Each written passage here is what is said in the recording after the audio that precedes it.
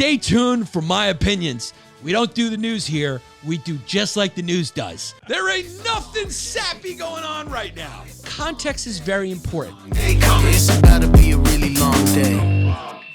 That's why I say, in the context of this week in 2022, where there's not a lot of rainbows on the horizon, just rain, I think this is a feel-good story.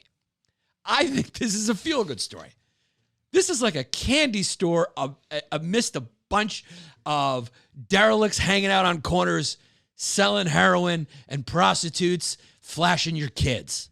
This is an old Times Square in the 80s in New York City, candy store right in the middle of hell, baby.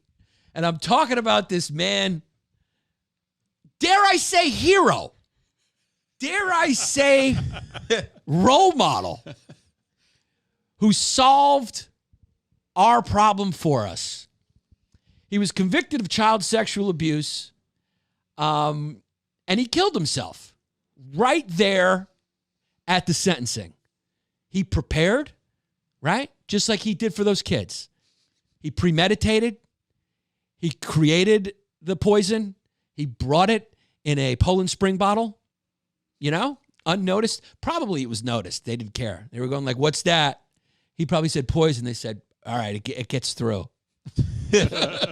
He probably told them. He probably, when you go through the metal detectors, when you get into the court, they're probably like, you can't bring liquids. Because I remember for some reason, someone tried to use a Mountain Dew to blow up a plane, and now none of us can bring a fucking bottled water onto a plane, as if someone's smart enough to build a bomb out of fucking water. And I got to take my shoes off like someone's smart. The guy who did it with his shoes wasn't even successful because you can't blow up a Nike Air Max, right? But now we all got to take our fucking shoes off at the airport like that's the threat, all right? Like the threat is in my fucking very cool and underrated Scotch and Soda new white sneakers that I bought. They're a Danish company. It's not really popular. I haven't seen any celebrity wearing them. I just went out on a limb. I was walking with my wife in Miami. I threw them on my feet and I said, let's get it. Right now, they only look good in shorts, but not great because my legs are stocky and my calves are big. I love Scotch and Soda.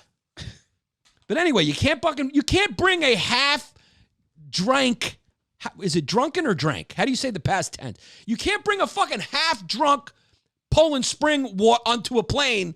They treat it like you're trying to walk on with a 9mm pistol. You're going, guy, I'm trying to hydrate. My doctor said I need to drink half my body water. Half my body water.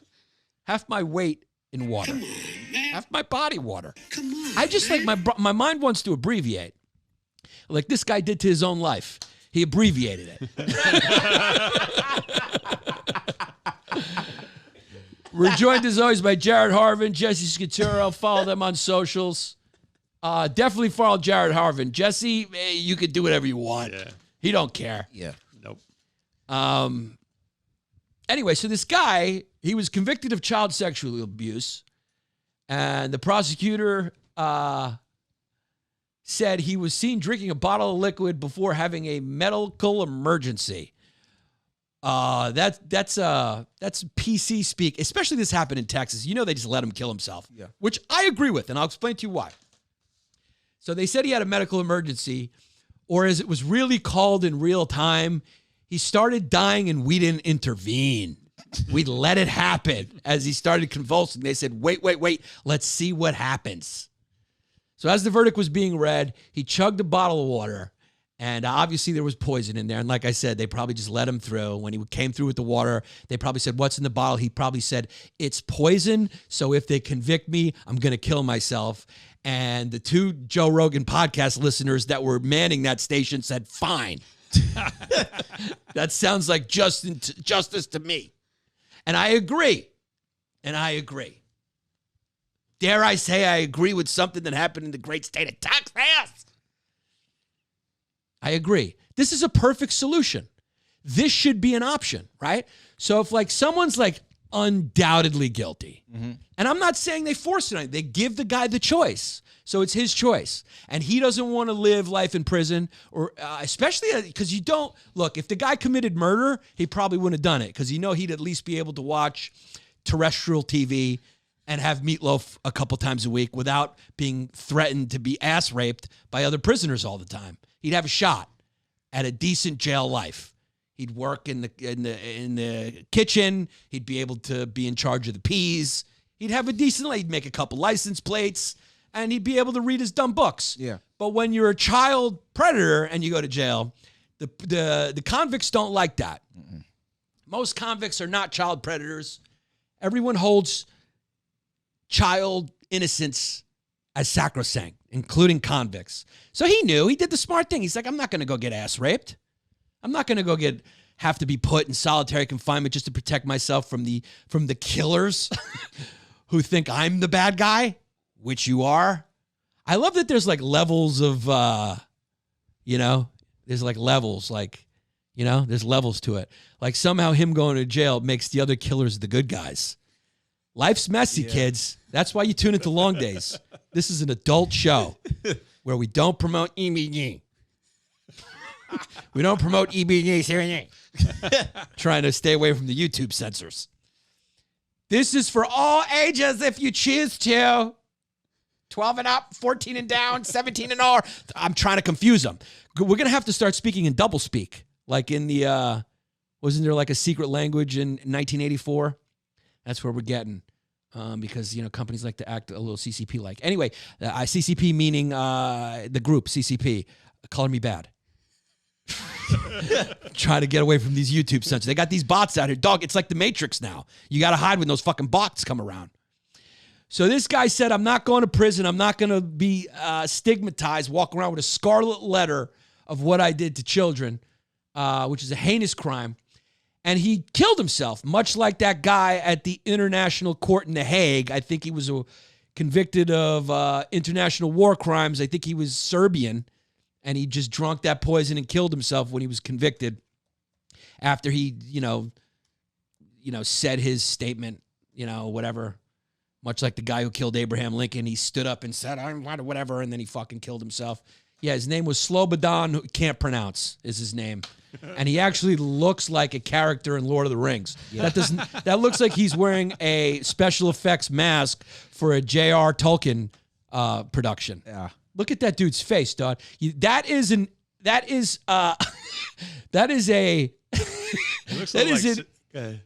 Eastern European. That is Eastern European genes that haven't seen a fresh influx of genetics in thousands of years. Yeah. That guy is from a mountain in Montenegro that hasn't seen a person who didn't belong to that mountain village in 3,000 years, and that's the result. They come out looking like the animal they farmed. I mean, that dude, there is not one decent drop of DNA from any other place on the planet since the beginning of time. I mean, look at that guy. He looks a little like Seth Rogen. He looks like Seth Rogen if Seth Rogen was Eastern European and had some... All right, we may have to fucking edit that part. He looks very... It's my fucking Tim Dillon impersonation.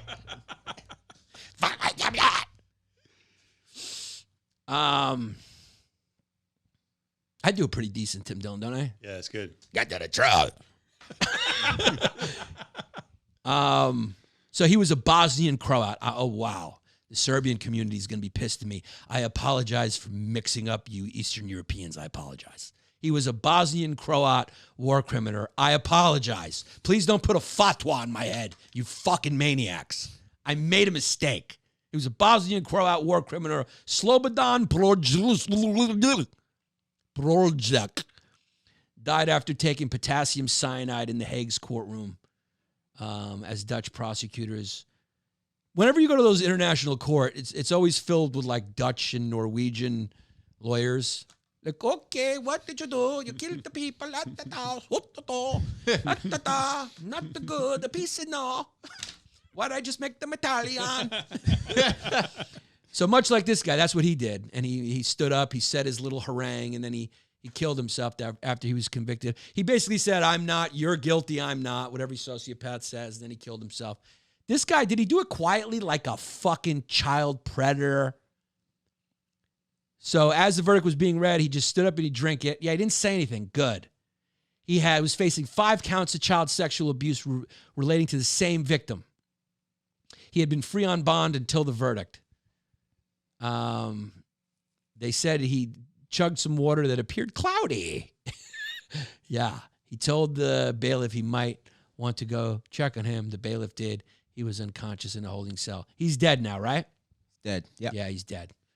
From a water bottle. Yeah, so he put some poison. He poisoned himself, and he killed himself. Well, yeah. Yeah, due to his charges, he should have drank it from a Capri Sun.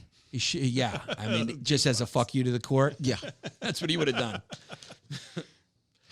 So this, I think, is a great option. I think this is actually, we should make this the child sexual predator law, where, like, if you're about to be convicted, they give you poison. And they say, hey, man, the choice is yours. We're not telling you what to do.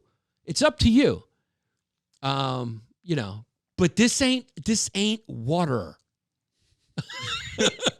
And with like a little wink, this ain't water. You know, this could probably be Texas would just write this law tomorrow. Oh, yeah. They would have no qualms.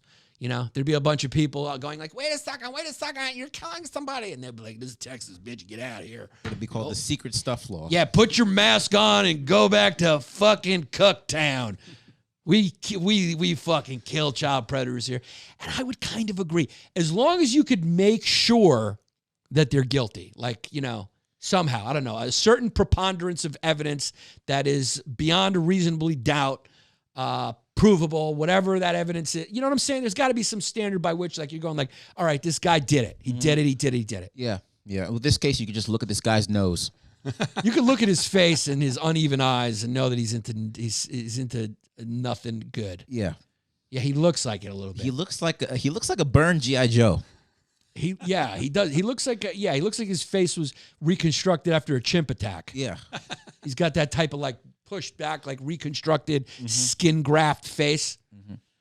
So that would be great, right? You save the criminal justice system and taxpayers a lot of time and money. His safety's insured, and he doesn't want to be in jail as a sexual predator, and everyone wins. It's a win-win for everyone, even him. Right? Why do you want to continue to live when you're going to go to jail and they're going to try to kill you every second of every day? So this is a great option. I think this is a feel-good story. Dare I say it's a feel-good story. This is like a teenager from the wrong side of the tracks deciding to turn over a new leaf and help an old lady across the street with her groceries. Yeah. That's what it sounds like to me. In 2022, baby, this is as good as the news gets. A man killing himself in a court of law after being convicted of child rape is as good as it's going to get, because the rest of the news is what you call a little bit of a long day.